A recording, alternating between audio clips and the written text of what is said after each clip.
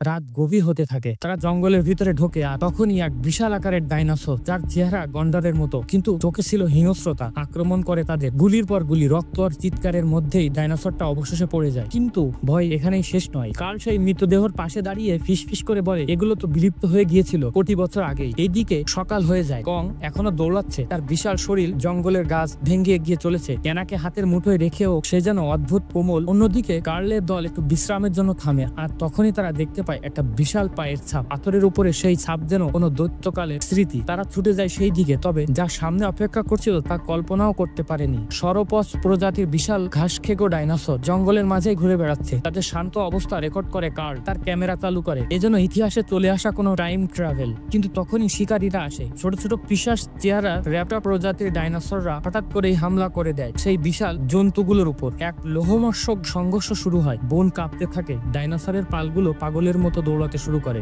দুই পাহাড়ের মাঝের সরুর গলি দিয়ে সবাই ছুটে চলে যায়। মাটি দুলছে, গাছে পড়েছে আকাশের ধুলো, চিৎকার। কার সেই গলির দিকে তাকিয়ে ফিসফিস করে বলে, আমরা এখন কেবল এনাকেই খুঁজছি না, আমরা সময়ের বিরুদ্ধে যুদ্ধ করছি। বনের গর্জন তখনও থেমে যায়নি, চারিদিকে যেন উত্তল, মাটি কাঁপছে, আকাশ ঝিমিয়ে আছে। আর এই বিশৃঙ্খলার মাঝেই কালের ছোট দলটি আগে পড়ে আদিম রাক্ষসদের ঝাঁকে। ভয়ে না, বাঁচার জন্য তারা দৌড়াতে থাকে, গুলি ছড়ে, গাছের আড়ালে লুকায়। কয়েকটা ডাইনোসর মাটিতে লুটিয়ে পড়ে, কিন্তু তারা জানে এই লড়াই জেতার নয়, এটা কেবল সময় কেনার খেলা। আর সেই সময় ঘটে যায় সবচেয়ে বিষাদের মুহূর্ত। কার্লের একমাত্র ক্যামেরাম্যান, যে এতক্ষণ ধরে এই অলৌকিক জগতের সাক্ষ্য ধারণ করছিল, সে পড়ে এক দানবীয় ডাইনোসরের নিচে। কিন্তু মৃত্যুর আগে সে একমাত্র কাজ করে ফেলে, সে তার শেষ নিঃশ্বাস দিয়ে হলেও ক্যামেরাটা কার্লের দিকে ছুড়ে দেয়। জীবন চলে গেলেও সত্যিটা বেঁচে থাকে। কার্ল আর তার দল এরপর এক নদীর পাড়ে এসে থামে। জলরেখার উপর হয়তো মুক্তি, হয়তো আরো ভয়। তাদের সঙ্গে থাকা চারজনই এরই মধ্যে প্রাণ হারিয়েছে। সবার মুখে ক্লান্তি, চোখে ভয়, আর বুকের ভেতরে চাপা কষ্ট। এমন সময় মাইকেল, সিনেমার সেই সাহসী নায়ক, তার মুখে ভয়ের ছাপ নিয়ে বলে ওঠে, আমি আর পারছি না, আমি ফিরে যাচ্ছি। সে জঙ্গলের পথে নয়, ফিরে যায় জাহাজের দিকে। আর পিছনে পড়ে থাকে কিছু সাহসী মানুষ, যারা শুধু বাঁচতে নয়, একজনকে ফিরিয়ে আনতে চায়। এদিকে জঙ্গলের গভীরে অ্যানা ধীরে ধীরে জ্ঞান ফিরে পায়। কিছুক্ষণের জন্য তার মনে হয় সে এখনো স্বপ্নে, কিন্তু চারপাশের ছায়া, কং এর ধ্বনি আর বাতাসের ভার তাকে জানান দেয় এটা বাস্তব। অ্যানা বুঝে যায় তার পালানোর সময় এসেছে। সে নিঃশব্দে সরতে থাকে, লতা পাতা চেপে ধরে হাঁটতে থাকে, কিন্তু এক নিমিষে কং ফিরে আসে। তার চোখ জ্বলছে, পাগলের মতো হয়ে গেছে সে। কোনো শব্দ ছাড়াই সে অ্যানার সামনে এসে দাঁড়ায়। কাঁপতে থাকা অ্যানা আর কিছু করে না, সে হাসে, নাচে, পড়ে যায়, সার্কাসের ভঙ্গিতে নিজের জীবন রক্ষা করতে চায়। অদ্ভুতভাবে কংও হেসে ওঠে। সে আবারও তাকে মাটিতে রাখে, আবার তুলে নেয়, সে যেন আনন্দ পাতে। কিন্তু অ্যানা ক্লান্ত, তার শরীর আর সায় দিচ্ছিল না। সে কাঁপা কণ্ঠে বলে ওঠে, থেমে যাও, আমি আর পারছি না। এই বিশাল হিংস্র জন্তু হঠাৎ যেন থেমে যায়, চোখেই এক ধরনের কষ্টের ছায়া খেলে যায়। সে আর হো করে না হাসে, বরং সে আস্তে আস্তে মুখ ফিরিয়ে নেয়। সে নীরবে হেঁটে চলে যায় অরণ্যের গহীনে। এদিকে কার্লের দল গাছের ডালে দড়ি আর কাঠের টুকরো জোগাড় করে ছোট ছোট ভেলা বানায়। তারা জানে নদী পেরোতেই হবে, অন্য পারে অ্যানা আছে। আর এই ভয়ঙ্কর ভূখণ্ডে জীবন যদি মূল্যহীন হয়, তবু ভালোবাসা সব দুঃখ স্বপ্নকে চ্যালেঞ্জ জানাতে তৈরি। কিন্তু তখনই নদীর ভেতরে থাকা একটা বিশাল রাক্ষসী মাছ এসে তাদের উপরে হামলা করে। আর এবারে মাছের হামলায় জ্যাক প্রায় নিজের জীবন হারাতেই বসেছিল, কিন্তু সে কোনো রকমে নিজের জীবনটা বাঁচাতে পারলেও তাদের সাথে থাকা বেশ কয়েকজন সঙ্গী সেই মাছের খাদ্যতে পরিণত হয়। আর তারা কোনো রকম নিজেদের ক্যামেরা বাঁচিয়ে নিয়ে নদীর তীরে অব্দি পৌঁছে যেতে সক্ষম হয়। আর একেবারে এই জন্তুর হামলায় তারা আবারও নিজেদের তিনজন সঙ্গীকে হারিয়ে ফেলেছিল। ততক্ষণে অ্যানাও কং এর কাছ থেকে বেশ খানিকটা দূরে পালিয়ে আসতে সক্ষম হয়েছিল। আর এদিকে জ্যাক এবং তার দলবল চিৎকার করতে করতে অ্যানাকে ডাকতে থাকে। আর তখনই অ্যানা তাদের চিৎকারের শব্দ শুনতে পায়। কিন্তু এইসব কিছুর মধ্যেই কার্লের দলবল একটা গুহার সামনে চলে আসে। তাদের মনে হতে থাকে যে গুহার অপর পাশ থেকে অ্যানার চিৎকারের শব্দ আসছে। তাই সহকারী ক্যাপ্টেন নিজের জীবনের পরোয়া না করে সে গুহার ভেতরে যেতে থাকে। আর তখনই গুহার ভেতর থেকে ছুটে চলে আসে কং। আর এবার কং এর হামলায় বেচারা সহকারী ক্যাপ্টেন সেখানে নির্মমভাবে মারা যায়। শুধু তাই নয়, কং বাকি লোকগুলোকেও মারার জন্য সেখানে থাকা একটা গাছের গুঁড়ি নিচে ফেলে দেবার চেষ্টা করে। আসলে সেই গাছের গুঁড়ির উপরে যে মানুষগুলো ছিল, কং কোনোভাবে চাচ্ছিল না যে এই মানুষগুলো অ্যানার কাছে পৌঁছাতে পারবে। আর এভাবেই কং তাদেরকে উপর থেকে সোজা নিচে ফেলে দেয়। আর এদিকে অ্যানা তাদের দিকে ছুটে যেতে থাকে। এক পর্যায়ে একটা রাক্ষসের ডাইনোসরের সামনে পড়ে যায় অ্যানা। কোনো রকমে সেই ডাইনোসরের কাছ থেকে নিজেকে বাঁচিয়ে পালিয়ে যাওয়ার চেষ্টা করলে সে খেয়াল করে যে এই ডাইনোসর তো কোনো কিছুই নয়, বরং তার সামনে আরো বড় একটা ডাইনোসর অপেক্ষা করছিল তাকে খাবার জন্য। অ্যানার ডাইনোসর গুলোর হাত থেকে পালানোর চেষ্টা করলে দুর্ভাগ্যবশত সে আরো দুটো ডাইনোসরের সামনে চলে আসে। আর বেচারি অ্যানাকে তখন তিনটে ডাইনোসর একসাথে ঘিরে ধরছিল। তখনই তাকে বাঁচানোর জন্য সেখানে চলে আসে কং। এখানে কং এর সাথে ডাইনোসর গুলোর ভয়ঙ্কর একটা ফাইট শুরু হয়ে যায়। কং প্রচন্ড আহত হয়ে গেলেও একাই তিনটা ডাইনোসরের সাথে লড়াই করতে থাকে। ফাইনালি সবগুলো ডাইনোসরকে মেরে ফেলতে সক্ষম হয়। আর এটা থেকে অ্যানা বুঝতে পারে যে কং আসলে তার ক্ষতি করবে না, বরং তাকে বাঁচাবে। তাই সেই ভয়ঙ্কর জঙ্গলে রাক্ষসী জন্তু জানোয়ারের হাত থেকে বাঁচার জন্য কং এর সাথে কং এর বাড়িতে ফিরতে থাকে। এদিকে পাহাড়ের নিচে পড়ে যাওয়া জ্যাক এবং তার সঙ্গী সাথীরা সবে মাত্র জ্ঞান ফিরে পায়। এখানে কার্ল খেয়াল করে যে তার ক্যামেরাটা ভেঙে তছনছ হয়ে গেছে। সে বেচারা প্রচন্ড কষ্ট পায়, কারণ এতগুলো মানুষের জীবন চলে গেল অথচ তাদের কাছে কোনো প্রমাণ থাকলো না। এসব কিছু নিয়ে যেন মন খারাপ করার আগেই তাদের উপরে বিশাল বড় সাইজের পোকামাকড় এসে হামলা করে দেয়। তারা কোনো রকমে কয়েকটা কীটপতঙ্গ মারতে পারলেও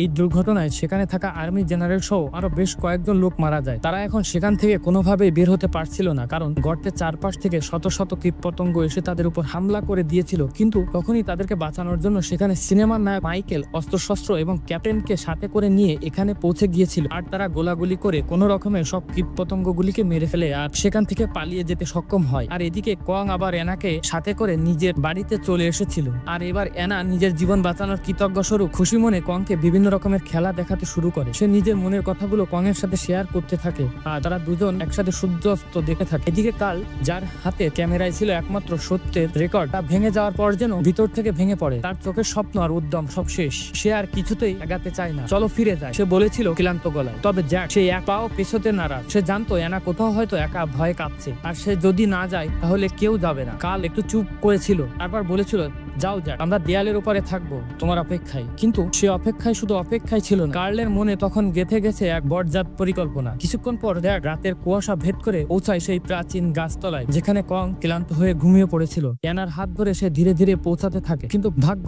সব সময় মতো নিশ্চং জেগে ওঠে। তাকে দেখেই প্রথমে অবাক হয়। সে অ্যানার কাছে আসতে চায়, কিন্তু ঠিক সেই মুহূর্তে আকাশ জুড়ে উড়ে আসে অসংখ্য বিশাল বাদুড়, যারা কং এর উপর চড়া হয়। কং লড়াই করতে করতে দিশেহারা হয়ে পড়ে, আর এই বিশৃঙ্খলার মধ্যে জ্যাক আর অ্যানা পালিয়ে যায়। তারা দৌড়ে এসে পৌঁছে দেয়ালের কাছে, আর কং পেছনে পেছনে ছুটে আসে একটা নিঃশেষ হৃদয়ের কান্না নিয়ে। কং যখন দেয়ালের সামনে পৌঁছায় তখন তার সামনে ফাঁদ পেতে দাঁড়িয়ে আছে কাল। জালের প্যাচ, স্পাইকের গটো সবকিছু যেন প্রস্তুত কংকে বন্দি করার জন্য। অ্যানা যে তখন কিছুই বুঝে উঠতে পারেনি। চোখের সামনে দেখতে পায় কিভাবে কং ক্রমাগত ফাঁদে আটকে যাচ্ছে, আহত হচ্ছে, তবু থেমে যাচ্ছে না। কারণ কং চাইছিল শুধু একটাই, এনার একটুখানি ছোঁয়া। কিন্তু কাল থেমে থাকে না। সে চায় কংকে প্যাক করে একটা শোপিস বানাতে। শেষ চেষ্টায় কং দেয়াল ভেঙে নেমে আসে নদীর ঘাট। সেখানে একটা নৌকা প্রস্তুত। অ্যানা তখন ছুটে যেতে চাচ্ছিল কং এর দিকে, কিন্তু সবাই তাকে টেনে ধরে, আর কং তার দিকে ছুঁয়ে দিতে তাই নিজের হাত, সেই হাত এটা একসময় রক্ষা করেছিল তাকে ডাইনোসরের থাবা থেকে, জঙ্গলের ভয় থেকে। তাদের চোখে চোখ পড়ে। তখনই কার্ল আর তার দল ক্লোরোফর্ম ছুড়ে দিতে শুরু করে। ধীরে ধীরেই কং কাঁপতে কাঁপতে মাটিতে পড়ে যায়। অ্যানা কান্নায় ভেঙে পড়ে। মানুষ কখনো দানবের চোখে প্রেম খুঁজতে শিখেনি। তাদের যাত্রা শুরু হয় কংকে বেঁধে নৌকায় করে সভ্যতার দিকে, আর পেছনে পড়ে থাকে একটা অভিমানী বনের নিঃসঙ্গ রাজার প্রস্থান। রাত তখন গাঢ় হয়ে উঠেছে নিউ ইয়র্ক শহরে। বিখ্যাত সেই হলরুম আলোয় ঝলমল করছে। লোকজন উপচে পড়ছে সার্কাসের আসরে। একটা গুঞ্জন, একটা উত্তেজনা, বিশ্বের অষ্টম আশ্চর্য আজ আমাদের সামনে আসছে। হলঘরে অন্ধকার নামে মঞ্চ আলোকিত হয়। কার্লের নির্দেশনায় একটি নাটক শুরু হয়। তারপর একদম শেষ দৃশ্যে ঝাঁঝালো আলোর ঝলকানির মাঝে কং এর হাত পা বাঁধা অবস্থায় উপস্থিত করা হয়। এক মুহূর্তের জন্য যেন পুরো হলরুম স্তব্ধ হয়ে যায়। মানুষগুলোর চোখ বিস্ফোরিত, মুখে বাকরুদ্ধ, বিস্ময়কর। এটা কি সত্যি? এটা কি বানানো, না এটা সত্য? আর তখনই মঞ্চে আনা হয় এক তরুণীকে, যাকে তারা অ্যানা বলে সাজিয়েছে। চুল, মুখ, ড্রেস সবকিছুই হুবহু মিলছে, কিন্তু কং বুঝতে পারে যে এটা তার অ্যানা নয়। কং এর চোখে রক্ত জ্বলে ওঠে, মুখ দিয়ে ভয়ঙ্কর গর্জন বেরিয়ে আসে, আর সেই গর্জনে পুরো হলরুম কেঁপে ওঠে। এদিকে আসল অ্যানা এই প্রদর্শন থেকে নিজেকে গুটিয়ে নিয়েছে। সে তখন এক নাচঘরের নীরবে আয়নার সামনে দাঁড়িয়ে নিজেকে খুঁজে ফেরে। অন্যদিকে জ্যাক থিয়েটারের সিটে বসে ধীরে ধীরে বুঝতে পারে এই প্রাণীটিকে খাঁচায় আটকে রাখা সম্ভব নয়। সে উঠে দাঁড়ায়, দৌড়ায় মঞ্চের দিকে, কিন্তু দেরি হয়ে গেছে। শিকল ছিঁড়ে গেছে। আলোর চেয়ে দ্রুত গতিতে কং ছুটে এসেছে মঞ্চের থেকে নিচে। সে লম্বা স্তম্ভ ভেঙে ফেলে, আর মানুষজন পালিয়ে যেতে থাকে। কার্ল, যে কিনা কিছুক্ষণের জন্য দেবতা ভেবে নিয়েছিল নিজেকে, বেপর কং এর পদতলে পড়ে থাকে। এবং ঠিক তখনই কং এর চোখে পড়ে যায় জ্যাক। সে তাকে চেনে। এই মানুষটা তার থেকে তার এনাকে নিয়ে পালিয়েছিল। এই মানুষটার দিকে সে ধেয়ে আসে। 3-4টে চেয়ারের সারি একসাথেই ভেঙে ফেলে। জ্যাক তখন দাঁড়িয়ে কাঁপছে, তবুও চোখ নামাচ্ছে না। কং, আমি তোমার শত্রু না, সে ফিসফিস করে বলে। কং থেমে যায় একটা মুহূর্তের জন্য। তার চোখে রাগ, ক্ষোভ আর বেদনা। সে সময় দূরের রাস্তায় বাজতে থাকে হর্নের শব্দ। ফাঁকে ভেসে আসে একটা চেনা সুর। নিউ ইয়র্কের আকাশ যেন ভার হয়ে এসেছে কোনো এক অজানা ব্যথায়। রাস্তায় সাইরেন, ভেঙে পড়া ট্রাফিক লাইট, আর সেই বিশাল পদচারণার ধ্বনি। এবং এক পর্যায়ে এনা যখন কং এর সামনে এসে দাঁড়ায়, তখন কং শান্ত হয়ে যায়। কং এখনো শহরে ঘুরে বেড়াচ্ছে। কিং কং তার বিশাল দেহ নিয়ে উঠে পড়ে একটি নির্মাণাধীন বহুতলে। তার চোখে খুঁজে পাওয়া যাচ্ছে রাগ নয়, ভয় পরাজয় নয়, একটা অপূর্ণতা। কং উঠে গেছে সেই শহরের চূড়ায়, এম্পায়ার টেস্ট বিল্ডিং এর মাথায়। লোকজন তাকিয়ে আছে অবাক হয়ে, মিডিয়া হেলিকপ্টার ঘুরছে, ফ্লাশ জ্বলছে, আর সামরিক বাহিনী উঠে গেছে নিচে গোলাবারুদ নিয়ে। এদিকে সেই টাওয়ারের মাথায় বসে কং তার এক হাতে ছেঁড়া ইট, অন্য হাতে দুঃখ। সে জানে সে একা, সে জানে মানুষটাকে বুঝবে না, সে জানে পৃথিবীতে তার কোনো জায়গা নেই। ঠিক তখনই একটা ছোট্ট ছায়া কং এর পেছনে এসে দাঁড়ায়, এনা। কং ধীরে ধীরে ঘুরে তাকায়, তারা দুজন একসাথে দাঁড়িয়ে থাকে কিছুক্ষণ। উড়োজাহাজের শব্দ ভেসে আসে, চারপাশে যুদ্ধ বিমান ঘিরে ফেলে আকাশে। এনা চিৎকার করে, না থেমে যাও, সে কাউকে ক্ষতি করবে না। কিন্তু শুনছে কে? গোলাগুলি শুরু হয়, একটি দুটি তিনটি গুলি এসে বিধে কং এর শরীরে। সে কেঁপে ওঠে, তবুও পড়ে না। সে তার দুই হাত দিয়ে এনাকে আগলে রাখে, আর তারপর শেষবারের মতো আকাশের দিকে তাকায়।